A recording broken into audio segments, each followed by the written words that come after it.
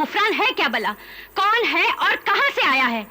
मैं यानी कि गुफरान डाकू सल्तनत मेहराबाद की मलिका आलिया और उनके बेटे नुमान दरवेश को खबरदार करता हूं कि शाह खुर्रम की मौत के बाद मेहराबाद के ताजो तख्त पर मेरा और सिर्फ मेरा हक है। अगर मलिका आलिया ने हमारी बात नहीं मानी तो बहुत जल्द नुमान दरवेश का सर काटकर जल्दी ही उनकी खिदमत में पेश कर दिया जाएगा। फिर उसके बाद शहजादा जलाल की बारी आएगी, जिसे आप लोगों ने कहीं छुपा दिया है। एक दिन वो भी हमारे हत्थे चढ़ जाएगा और उसका भी सर काट दिया जाएगा। आपका गुफरान। एक 2 कौड़ी का लुटेरा सल्तनत मेहराबाद की ताकत को ललकारने पर तुला हुआ है और हम चुप हैं। लेकिन अब हम दुश्मन के हर खतरे का मुकाबला करने के लिए तैयार हैं। मगर ये मत भूलो कि उसने शहजादा जलाल और नुमान दरवेश को कत्ल करने की धमकी दी है और हमें नुमान से ज्यादा शहजादे जलाल की फिक्र है। मलिका आलिया, जो खत सिंदबाद ने दिया था उसका इशारा अगर समझ में आ जाए तो हम शहजादा जलाल तक आसानी से पहुंच सकते हैं। बिल्कुल दुरुस्त मशवरा है, लेकिन सवाल ये उठता है कि इस खत की जबान को कौन समझ सकता है? मलिका आलिया, नुमान दरवेश ने अपनी सारी जिंदगी इल्म हासिल करने में गुजार दी है। हो सकता है उन्होंने ये जबान भी सीख ली हो। क्यों ना उनसे मिल लिया जाए? तुम्हारा ख्याल दुरुस्त है। हम इसी वक्त अपने बेटे नुमान दरवेश की खानकाह पर जाएंगे। लेकिन रात बहुत हो चुकी है और फिर गुफरान का भी खतरा है। इस तरह बाहर जाना मौत को दावत देना है। हमें अपनी जान से ज्यादा अपना मुल्क अजीज है। हम इसी वक्त जाएंगे। अफसोस, अफसोस कि गुफरान बचकर निकल गया और उसने हमारे साथियों को भी कहीं और छुपा दिया है। समझ में नहीं आता, समझ में नहीं आता हम उन्हें कहां तलाश करें। तुम्हें तलाश करने की कोई जरूरत नहीं। अब गुफरान को मैं तलाश करूंगी। बेटी, तुम्हारी बेचैनी और फिक्र को मैं समझ सकता हूं, मगर अभी थोड़ा सब्र करो। सब्र करूं?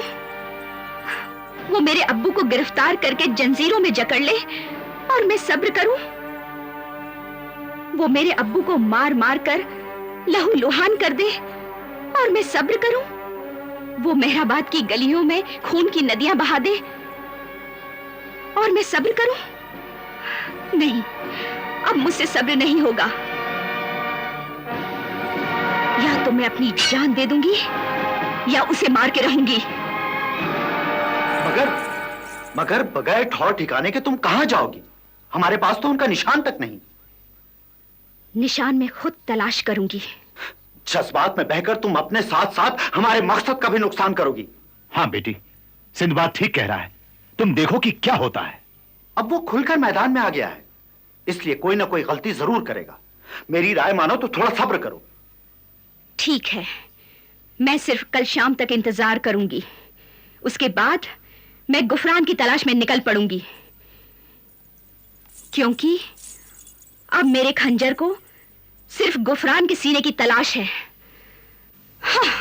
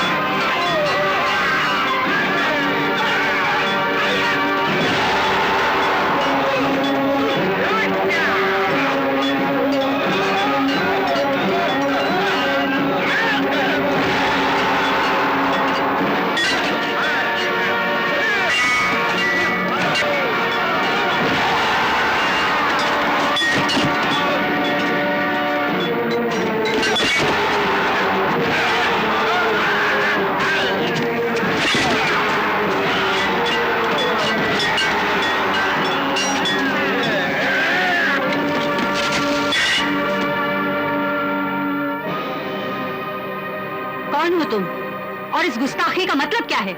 मतलब भी मालूम हो जाएगा। इस वक्त आप गुफरान की मेहमान हैं। मलका आलिया को इज्जत के साथ ले चलो।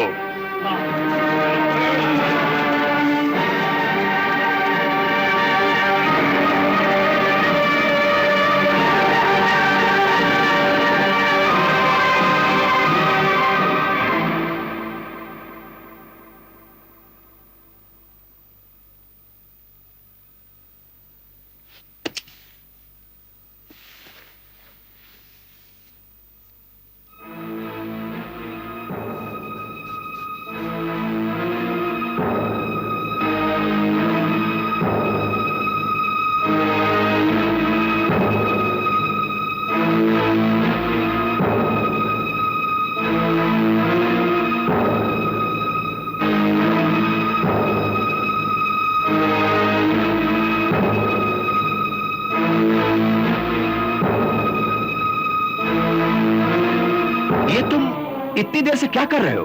ये क्या हो रहा है? शहजादे जलाल का पता इस नाचते हुए मोर की तस्वीर में छुपा है। वो तो है, मगर ये सब? मैंने ये मोर की तस्वीर हूबहू वैसी ही बनाई है जैसे कि इस खत में है। इसे जरा गौर से देखिए। क्या है इसमें? इसके पैरों में घुंघरू बंधे हैं।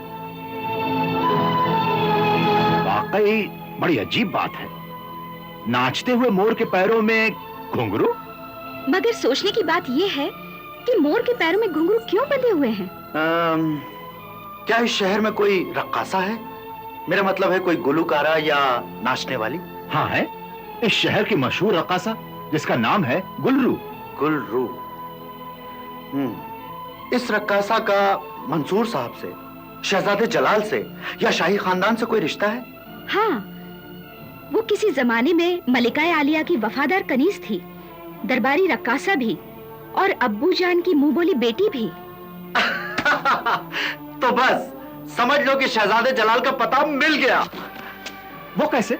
सुनिए सुनिए, मंसूर साहब ने शहजादे जलाल को यकीनन गुलरू की पनाह में दिया होगा और गुलरू ने शहजादे जलाल को कहीं छुपा दिया है।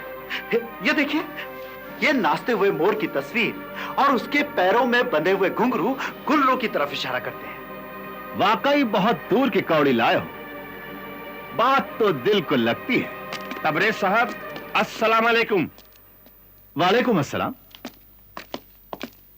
फरमाइए, कैसे तकलीफ की? मैं ये अफसोसनाक खबर लेकर आया हूं कि गुफरान डाकू ने मलिका आलिया को गिरफ्तार कर लिया है। ये कब हुआ? कैसे हुआ? रात मलिका आलिया अपने लड़के नुमान दरवेश से मिलने जा रही थी कि गुफरान के आदमियों ने अचानक हमला करके उन्हें गिरफ्तार कर लिया। ये तो बहुत बुरा हुआ। मगर आपके आने का मकसद? हालात की नजाकत को देखते हुए नुमान दरवेश ने हमारी दरख्वास्त कबूल कर ली है और अब वो डाकू गुफरान से मुकाबले की तैयारियां कर रहे हैं। इस सिलसिले में हम हर तरह की मदद करने को तैयार हैं। नुमान दरवेश को भी इस बात का यकीन था, इसीलिए उन्होंने आपको याद किया ताकि गुफरान डाकू से मुकाबला किया जा सके।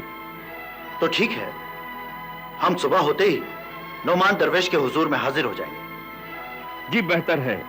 अच्छा, अब मुझे इजाजत दीजिए। खुदा हाफिज। खुदा हाफिज।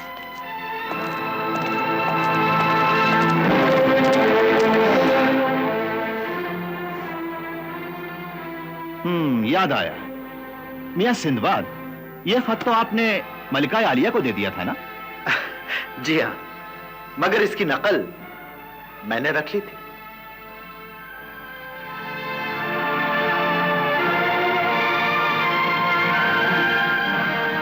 मगर तुम्हारे पास इस बात का क्या सबूत है कि शहजादा जलाल का पता गुलरू के पास होगा? इस खत में यही लिखा है। इस खत को देखकर तो ऐसा लगता है जैसे किसी बच्चे ने खेल खेल में कुछ तस्वीरें बनाकर छोड़ दी और तुमने अपनी तरफ से बेतू के मायने पहना दिए हो। नहीं नहीं, हमें इस खत पर बिल्कुल एतबार नहीं। और फिर यह भी तो हो सकता है कि किसी ने हमारे साथ मजाक किया हो। मगर यह खत मंसूर साहब ने खुद अपने हाथों से मुझे दिया था और यह ताकीद भी की थी कि मैं इसे जहां पनाह तक पहुंचा दूं। और मंसूर कभी अपने बादशाह के साथ मजाक करने की जुर्रत नहीं कर सकता। तब तो हमें फौरन गुलरू के मकान पे हमला करके शहजादा जलाल को बचा लेना चाहिए। मगर हमको हमला करने की जरूरत क्या है? गुलरू तो अब्बा हुजूर की वफादार है, और फिर डाकू गुफरान से बचाने के लिए ही तो उसने शहजादे जलाल को पनाह दी है। यह कदम एहतियात के तौर पर उठाएंगे, ताकि डाकू गुफरान को अगर पता चल भी जाए तो वो बदमाश शहजादे जलाल का कुछ न बिगाड़ सके।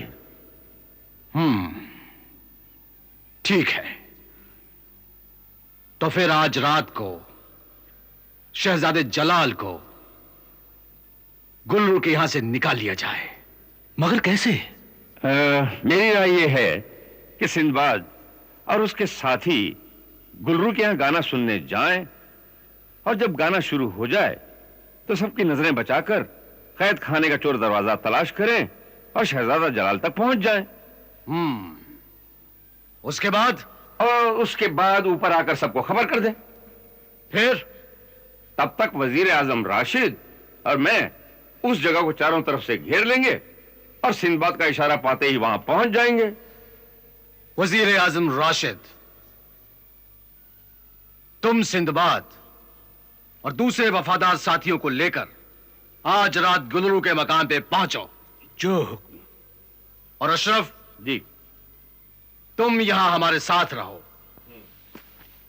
हम और अशरफ मिलकर सिंदबाद की कामयाबी के लिए दुआ करेंगे। जाओ। आइए वजीर आजम।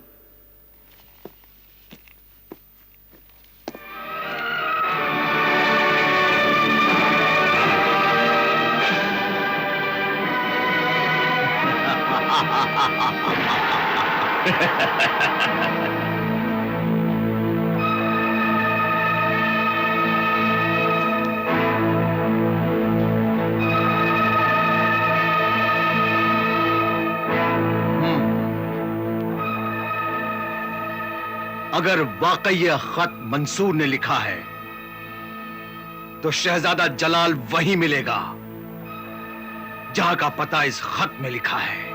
हाँ, शहजादा जलाल उसी जगह मिलेगा। और शहजादे जलाल के साथ साथ सिंदबाद, तबरेज और उसके साथी सब वहीं मिलेंगे। जी सरदार। यानी गुलरू का मकान सिंदबाद और उसके साथियों के लिए चूहेदान बन जाएगा। हाँ। और मैं शहजादे जलाल के साथ साथ सबको खत्म कर दूंगा, सबको। और नाम होगा डाकू गुफरान का। मैं डाकू गुफरान मेहराबाद के तख्तो ताज का मालिक बनूंगा, मालिक।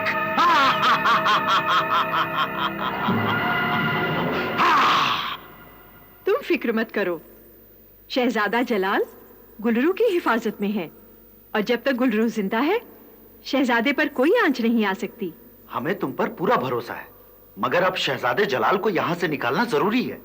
इसके पहले कि दुश्मन शहजादे जलाल पर हाथ डाले, उन्हें यहाँ से ले जाना होगा। शाही महल पहुंचकर वो हर खतरे से बाहर हो जाएंगे। उसके बाद उनके भाई नोमान दरवेश खुद उनकी हिफाजत कर लेंगे। इसलिए तुम हमें फौरन शहजादे जलाल तक पहुंचा दो। मैं अभी आपकी अमानत आपके हवाले करती हूँ। आइए।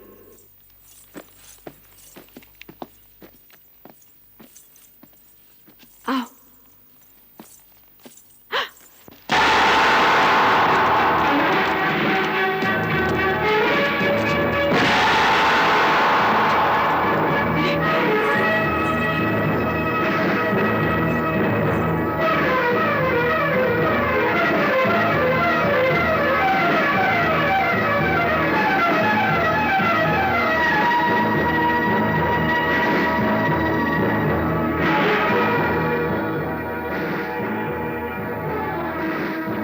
दुश्मन की नजर में आ चुके हैं।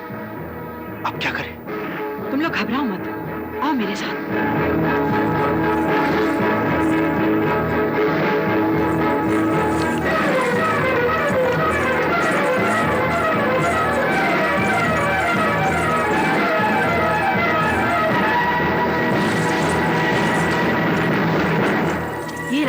खाने में जाता है, जहां तुम्हें शहजादा जलाल मिलेंगे। उन्हें लेकर सुरंग के रास्ते से दूसरी तरफ से निकल जाना। तब तक मैं इन डाकुओं को संभालूंगी। अच्छा, चलिए कपड़े संभाल के।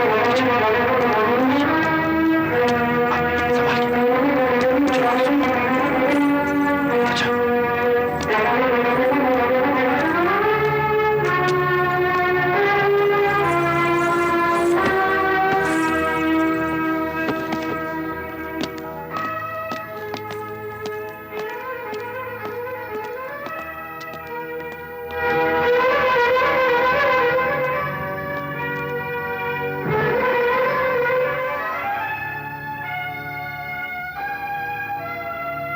वजीर आजम राशिद, आप सब खैरियत तो है? शहजादा जलाल बहुत गजब हो गया। गजब हो गया? हाँ।